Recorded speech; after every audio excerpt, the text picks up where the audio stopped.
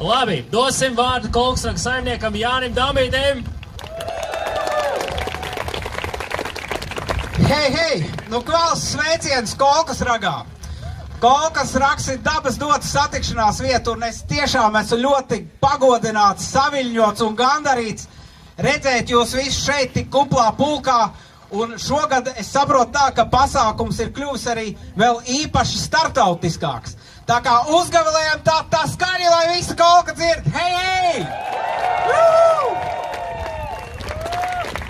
Es gribēju pateikt vissirsnīgāko paldies Mārtiņam, Baltā kalna komandai. Man tiešām ir gods ar jums sadarboties un sastrādāties, un tā ir fantastiska dzīvē laime, ja ir fantastiska, spēcīga komanda, kāda tā ir Baltam kalnam. Un es tiešām varu teikt tikai tos labākos vārdus. Viss ir precīzi, laikā, ar deksmi, ar mīlestību. Un es gribēju sveikt Balto kalnu un uzdāvināt tādu fotoalbumu Homeland, jeb dzimteni par kalteni. Tā turēt, saimnieki.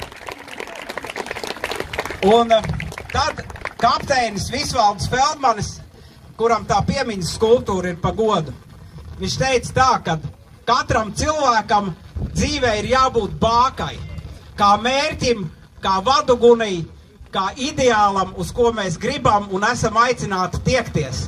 Un, protams, šodien jūsu mērķis, visiem īstermiņa mērķis ir Kolka dubulti, ko es visiem novēlu, lai jums labs ceļavējš un piepildīt šo īstermiņa mērķi. Bet vēl es jūs aicinu pa ceļam padomāt par jēgpilniem ilgtermiņa mērķiem un arī viņus piepildīt, jo tad šis ceļš kļūs par gaismas ceļu.